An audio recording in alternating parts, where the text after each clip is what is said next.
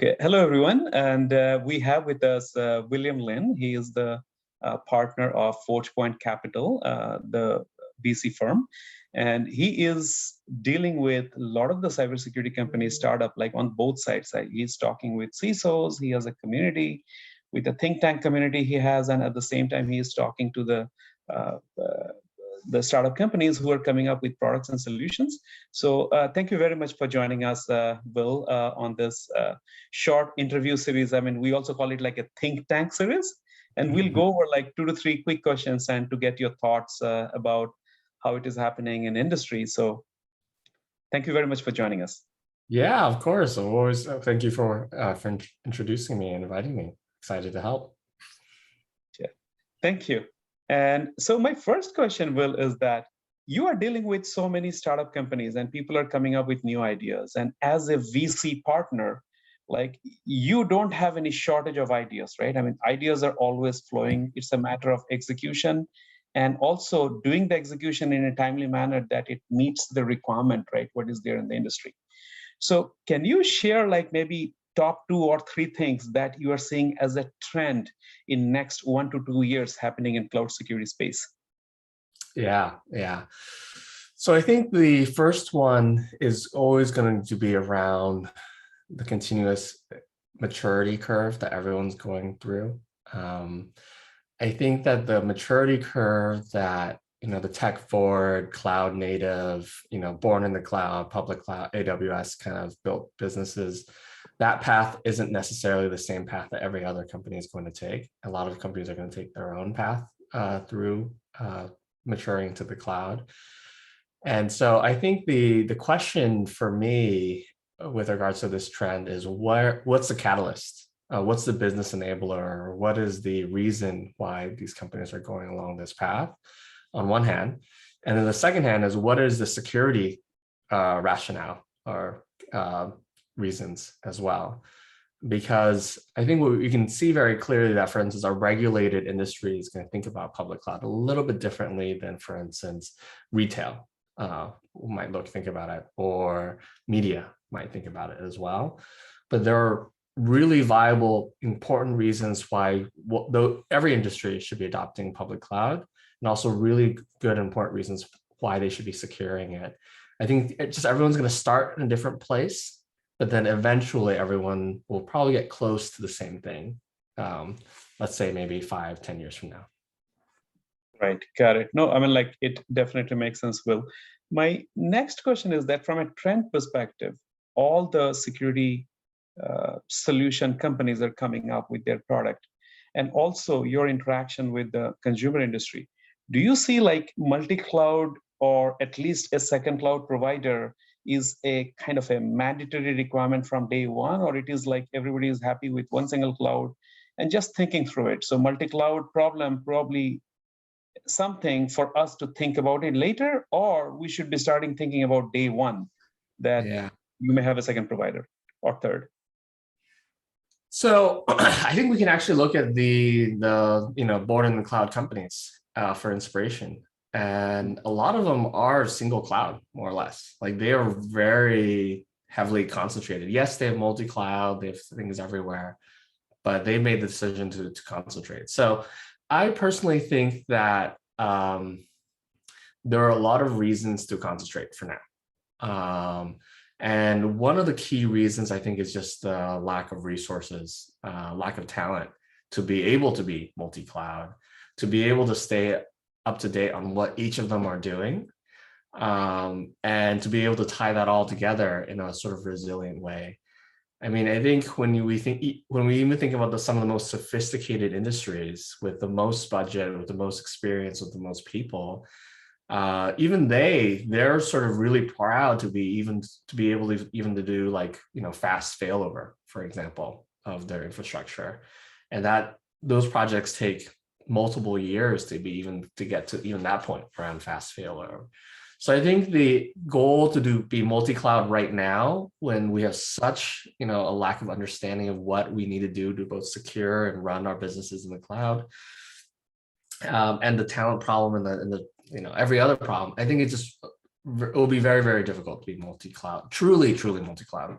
I think a lot of companies are inadvertently multi-cloud because one business is using that, they got credits for this, and so that, they're playing all these different versions. But I think if you're going to do a focused effort in terms of moving to public cloud, I do think initially, at least, you should focus on one. Got it. So, Will, like, as you're aware that we started creating this a volunteer group, right? We call it like Cloud Security Practitioners Council.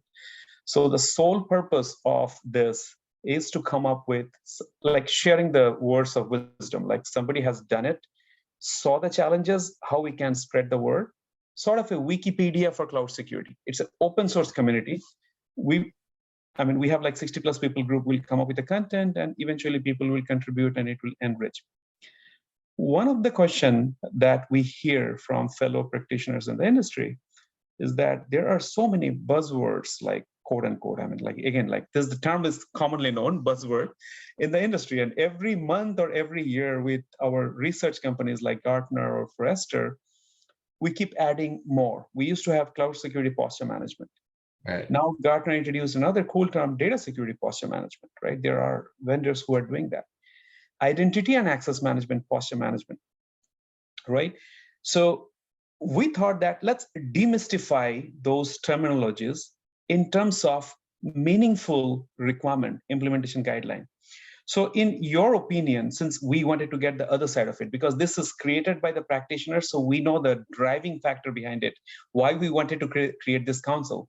But from your other side, when you are seeing VC and you are funding the companies to come up with a solution, how do you think that a forum like us can play into your world in defining what is the need of the customer, right?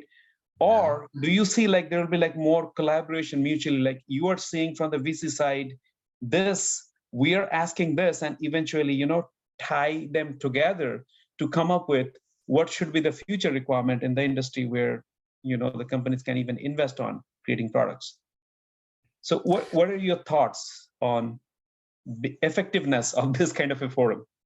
Yeah, I think this kind of forum is invaluable for the industry. So kudos for doing it. This effort, I think, will be great, create a ton of value. So I really appreciate that you're doing that.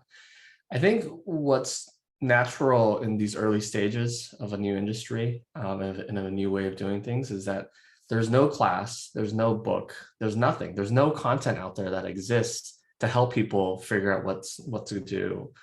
And so there's a white space here in terms of creating that content, in terms of creating that opinion. And so that's the white space that you're filling with this community. And I think in that way, I think it's brilliant. And I think it's very important and will be very well received. So going back to that, the reality is the right answer, like, hey, this is how you build your cloud security program. I think we will all consolidate and agree what that looks like 5 to 10 years from now. So right now, today, there is no right answer. And I think that's one of the things that a lot of us as humans want to do is we want to do the right thing. We want to do it, the right order as well.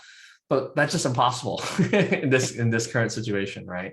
And so what you're doing with this community is at least giving everyone an opinion, right? Like, hey, this is our opinion. This is how you should do it. This is the order. These are the companies. These are the solutions. These are the people, process, technologies, and people can choose to adopt it as is. They can choose to take things from it that are useful to them. They can choose to disagree with it and go a different direction as well. But it's just valuable that the opinion's out there. And so in many ways, that's why the analysts are useful as well. It's because they at least provide people an opinion. Same situation, you can choose to adopt it as is, you can choose to disagree with it, you can choose to take things that, bits and pieces from it. And so, but I think, no matter what, practitioners always want to listen to other practitioners. They always want to listen to the lessons learned from others as well, because there's much less concern of bias around that, right? Like Gartner and Forrester, we always have these, people always place biases on them where they're pay to play and like, hey, the reason why they're leader in the Magic Quadrant is because they spent the most, that kind of thing. While I don't think that's true, that's just a natural bias that gets created because of their place in the ecosystem where they're both between the vendor and the practitioner. So a pure practitioner suggestion for practitioners will be something that I think will information that people highly appreciate as well. No, thank you very much. I mean, it actually, again, it is not a confirmation bias sort of a thing. We thought that it will be helpful, but we really wanted to get opinion from the other side where you see like from the other lens as well. One last question I have, and then I will hand it over to Sunil if he has any other question. This group right now, 64 members, mostly from Fortune 500 companies, right? All large companies who has a security budget and security team. We don't have a good amount of participation from small and medium business segment. I mean, it is based on a LinkedIn group. In terms of the challenge, right, between the large Fortune 500 companies for security and the SMB segment, right? What are the key differences you see? I mean, what challenges may be different in small and medium business segment compared to us in a bigger bucket? So, we were curious about this question as well in the beginning of the year / end of last year. Over the holidays, we were inspired to actually send out a survey, which you participated in actually. Yes. And in one of those things is where we did actually ask people to share a little bit about how big their company was, so that we can see how the size of the company could actually impact the priorities that they had as well. And it was actually really telling. I mean, the bigger companies have very different priorities than the smaller companies. And I think there are a lot of reasons why. So what I can do is I can start with smaller companies, because I think that's cleaner and simpler. Smaller companies, a lot of them more born in the cloud. And so they are SaaS native, they are public cloud native as well. And so as a result, there's more consolidation of the different systems that they work with. And because those systems were built in a more modern age with a little bit more security in mind, they just have different problems to work with than, for instance, the larger companies that have a lot of legacy, right? Like lots of big Fortune 500 companies still have mainframes, computers running critical workloads for them, right? And so when you think about all that legacy in a big company, I think a part of it is, how you have this natural tech debt situation, and there's going to be some debt that you'll never be able to move away from, no matter how much you want to. And you're going to have to put resources behind maintaining that tech debt, no matter how hard you try. And then there's also going to be the organizational behavior as well, where sometimes you have to spend in order to innovate into another industry as well. And so that means you have to be in a situation where culturally they're ready to spend to transition to this other way of doing things. And so there's a timing component to larger businesses as well. And then lastly, these larger businesses need to hire way more people in order to make these transitions happen as well. And that's also incredibly difficult, because sometimes the smaller companies are actually paying more than the big companies now, right, in this environment. And they're more exciting, because of everything that's going on in Silicon Valley and startups. People want to work for the smaller companies in this environment. But I think the world keeps changing. And if we ever have a recessionary situation, people are all going to want to go back to the big companies for that stability. Brilliant people will be joining for more reasonable salaries. They'll be taking their experience from these small companies and from all these different industries to help these larger companies transform themselves. So I don't think this is a permanent situation. I just think that's the current situation. So anyways, going back to the differences, another big one, just before I stop, regulation, legal, governance, very, very, very different, right? The larger companies, especially the ones that have been regulated for a long time, have internal audit. Right, so they have pre-audit, pre-regulator regulators within the actual organization, and those folks can drive behavior differently than, for instance, in the tech or in the smaller companies where they might not have a regulator. If they don't have a regulator, they definitely don't have internal audit, and so their version of third-party sort of governance comes from like consultants and board members and that kind of thing as well. So very different environments. Each company is different. Each timing is unique. Talent's very difficult.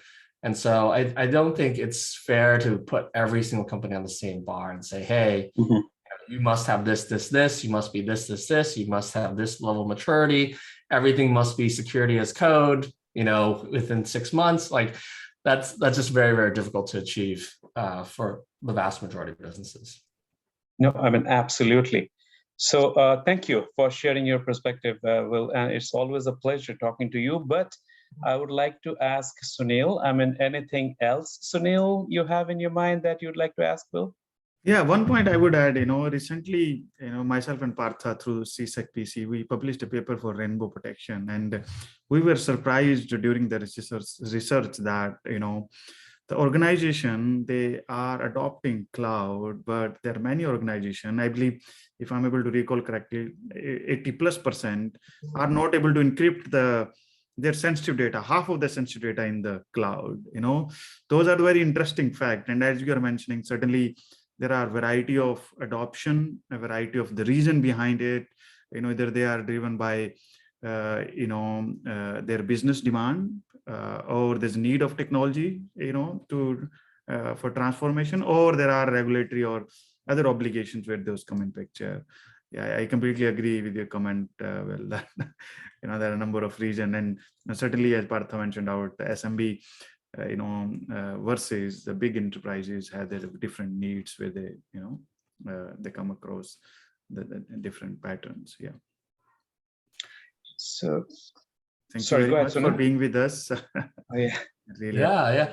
One thing that might be fun actually is I can talk a little bit about, I think, the entry point into cloud security, because I do think there are multiple entry points into it as well. And this might be a fun one because it's actually much more logical and easier to digest than I think people expect, right? We mentioned before how, there's CSPM, there's CNAP, there's DSPM, there's all these different anecdotes being created.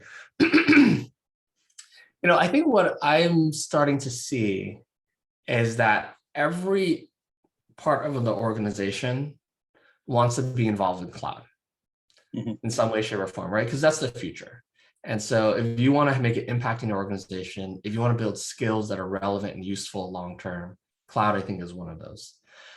And I think the other thing that's really important that's happening right now is security is, of course, becoming a critical, conversation topic that, we talk about on a daily, if not basis nowadays.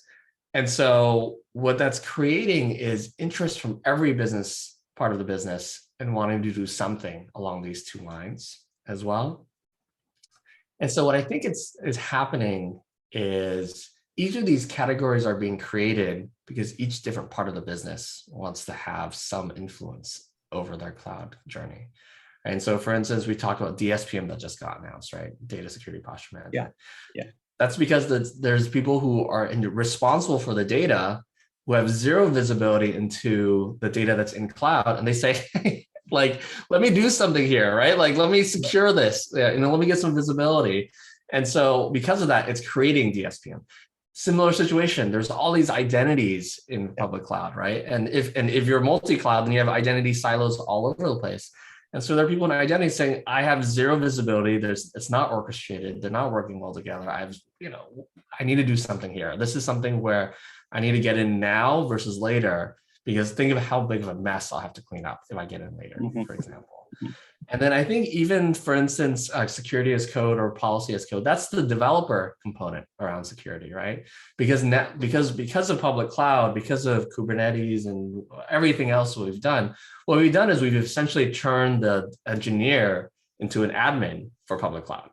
We're giving them a lot more rights than developers used to have in terms of the environment that they deploy into. And so now we have security as code as a way to involve the developer into this combination of public cloud and security. So, and then one more, and then I'll stop. But these are all very important things. All the different categories out there. One more, which I think is the CNAP space. CNAP includes a bunch of other stuff, but the main component of CNAP is, in my opinion, is the visibility, which is you're essentially taking the logs from the public cloud vendors and you're making sense of them so you can understand what the heck's going on, blah, blah, blah. And then you're doing detections. It's more or less next generation of CSPM. It's more or less what it is. That is the security team, security engineers, or SOC people wanting to be involved in public cloud. And so I think there's a reason why CSPM and CNAP was the first sort of category to break within or to break ground within public cloud, because we have the most control as security leaders over that component of it. But now we as security leaders need to start interfacing with all these other components of the business as well. And that's what's creating these multiple categories. So what your community can do to help people is help them prioritize. Like, the reality is you can't do all 6, 7, 8 of these things at once. They're just not reasonable. Yeah. You have to. But what you could do is help them prioritize. Like, hey, okay, you're a regulated industry, more likely than not, data. For instance, you talk about encryption is really important to you, right? You need to be able to show your regulators that you have good visibility and access control of the data that's in public cloud. And so this is what I recommend for you. Let's say you are a media company and you're tech first, right? You more likely than not are already 100% public cloud. So you have all this log data. You probably have a SOC type use case where you want to ingest all this data from all these different solutions and to get visibility and understanding so you can start doing detections off of it, including in the public cloud. So I think there is a nuance, or sort of like I'm thinking of these books where you can like choose your own adventure kind of thing. I think that would be really, really powerful. It's like, hey, choose your own venture. Like, where do you want to start? You want to start in the identity? Do you want to start with SOC? Do you want data? And then after that, it's like, okay, so you've done that. This is what you can do next. This is what you can do next. This is what you can do next. Yeah. I mean, that's very well said. And that is our goal as well, right? We created part of this council we call it like a specialty unit where we have an identity chapter, like any other one. We are going to prioritize. We're going to discuss internally which one are the priority. From a beginner point of view, you are thinking to move into cloud. These are the basic things you need to start with. And even from an advanced maturity perspective, I mean, when I say advanced maturity is like in terms of budgeting and finance. I have a $200 million program or $500 million program, but still there are silos in my program and I need to do these things effectively. So that's what we are going to target. And by end of December, right, by end of this year, we are planning to publish all of our domain and at least the first round of content, which is already peer reviewed by remaining 50 people. And then we are going to publish and share. And I know that you are an active participant. You write your own blog and security, and we will definitely invite you to publish some of the articles here as we publish. And it's always a pleasure talking to you. Thank you very much. I know we are top of the hour, 11:30 Eastern, but really appreciate early morning joining us, Will. Thank you. Of course. Thank you very much.